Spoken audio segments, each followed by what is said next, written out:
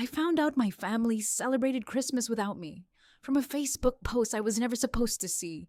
Not a fight, not a misunderstanding. They simply removed me, like I didn't exist.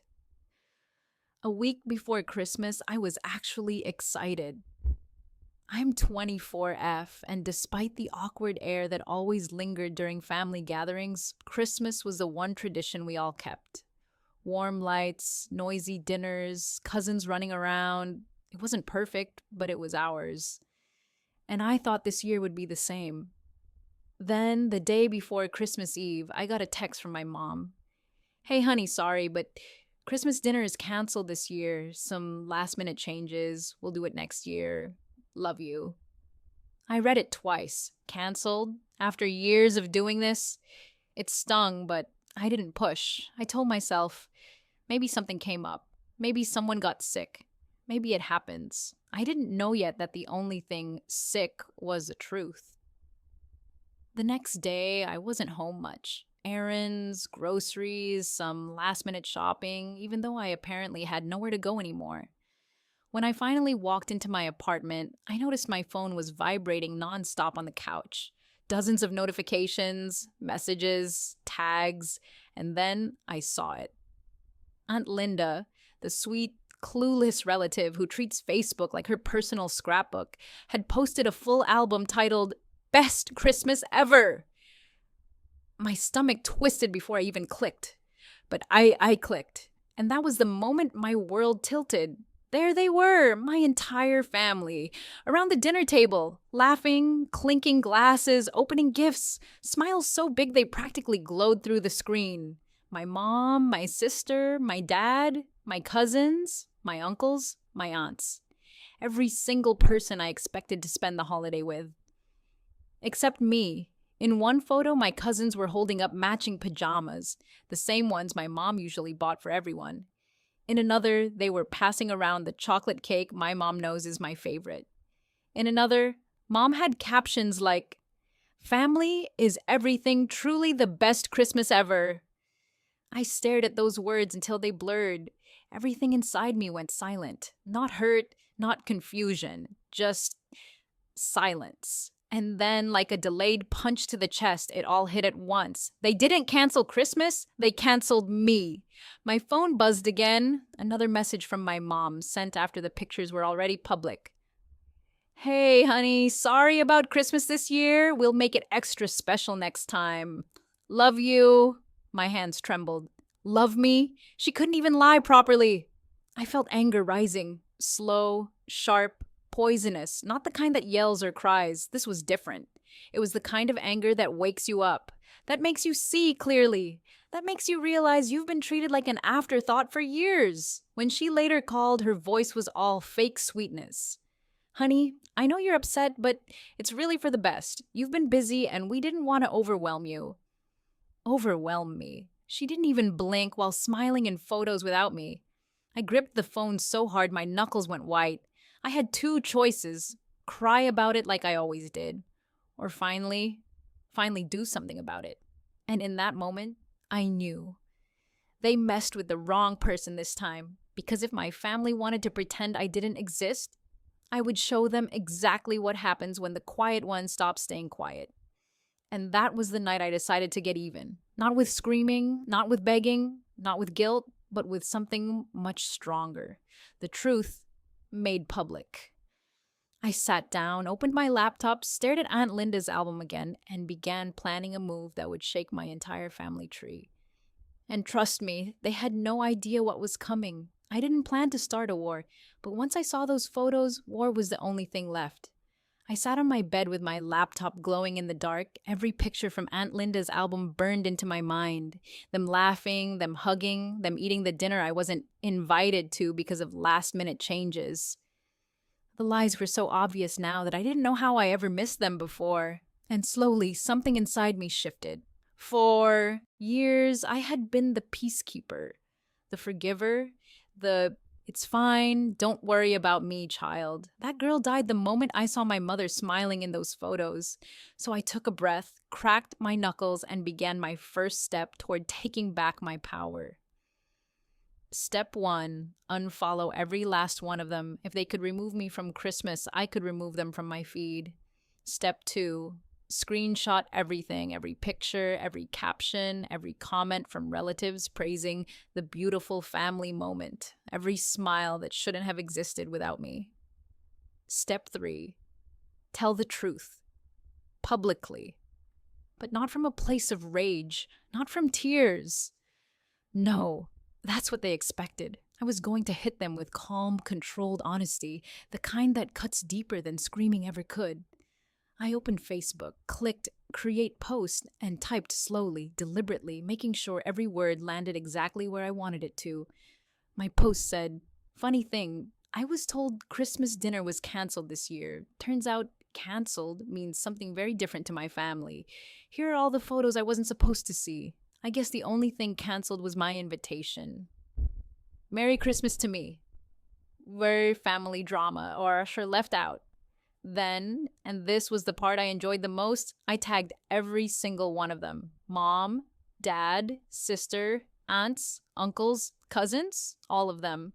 After that, I posted it on Instagram too, stories and main feed. And then I waited. It didn't take even 3 minutes. My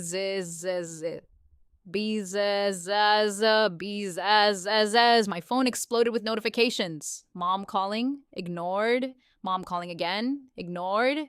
Cousin Rachel texting, "Why are you doing this? We didn't mean to exclude you."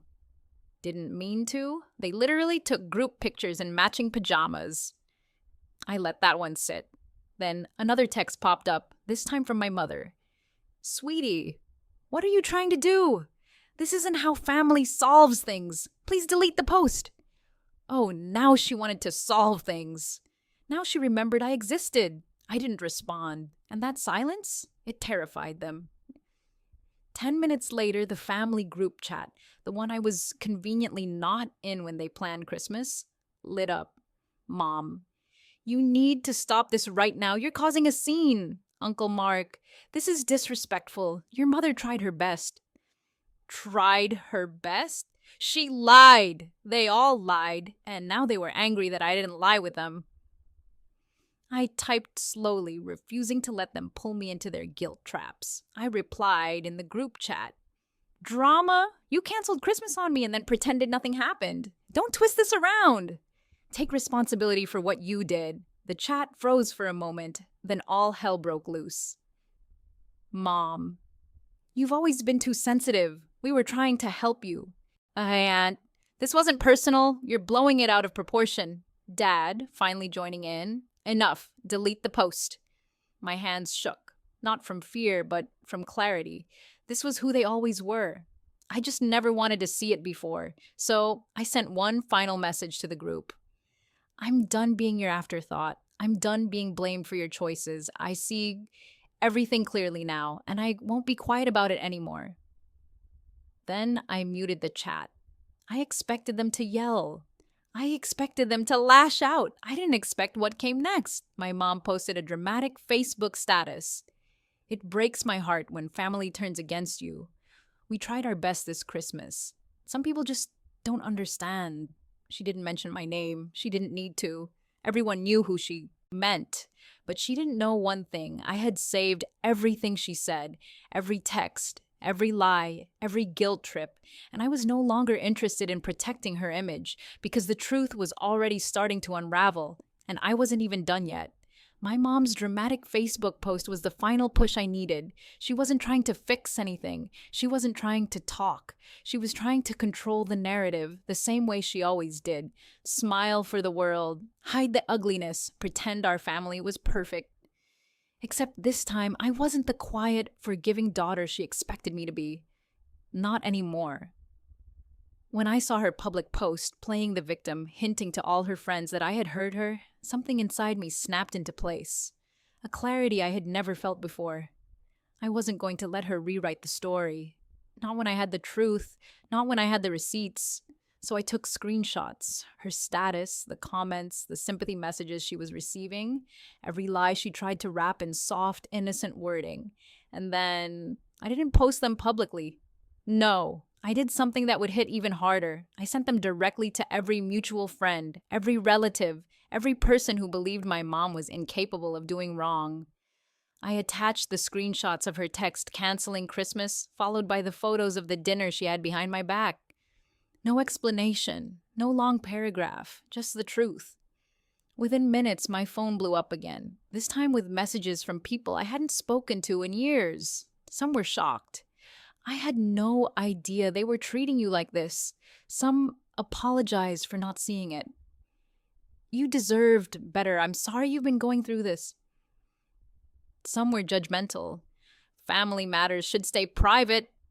But none of it scared me. For the first time ever, I felt calm, like I was finally stepping into my own life instead of being dragged behind theirs. Then came the message I didn't expect. A call from Aunt Linda, the same aunt who accidentally exposed everything. At first, I hesitated, but curiosity won. I answered. Her voice was shaky. Your mother is devastated. She's telling everyone you ruined Christmas and she doesn't know why you're doing all this. I laughed under my breath. Why am I doing this? Maybe she should have thought about that before she lied to me, before she excluded me, before she treated me like the family inconvenience. A long pause. Aunt Linda whispered, I didn't think it would explode like this. It didn't explode, I said. It was already broken. I just stopped pretending. When we hung up, I knew the truth. They weren't upset because I was hurt. They were upset because I exposed them. They didn't lose Christmas. They lost control. And they hated that. That night, I made a decision that would seal everything. I blocked them. Mom, dad, sister, aunts, uncles, cousins. Every single person who helped erase me. Silence filled my phone. But it wasn't loneliness. It was peace. For the first time in my entire life, the silence wasn't empty. It was full of relief, full of freedom, full of everything I'd never been allowed to feel while living, under their guilt and expectations. The next morning, the sun came through my window and I made myself breakfast. Real breakfast, the kind I never made when the weight of family drama sat on my shoulders. I turned on music. I smiled without forcing it. I started looking up solo trips for the new year. Paris, Lisbon, Peru, Tokyo, places I'd always dreamed of but never allowed myself to plan. This time, I wasn't waiting for anyone's permission. 1 year later, the real best Christmas ever. I never expected ending things with my family to feel like healing, but it did. Over the next year, I traveled, I made new friends, I moved to a new apartment, I got a better job. I stopped waking up with that heavy, invisible pressure. And the funniest part, without me there as the scapegoat, my mom and sister turned on each other. Then the extended family fractured even more.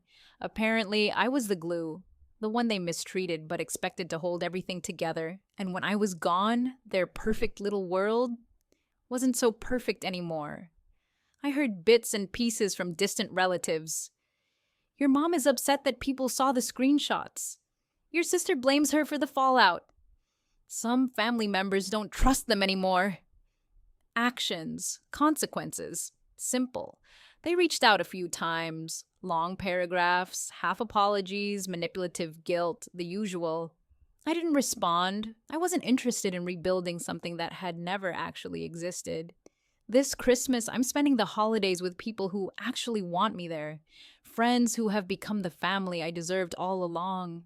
And as I sit by a warm fire, laughing with people who care, I think back to last year.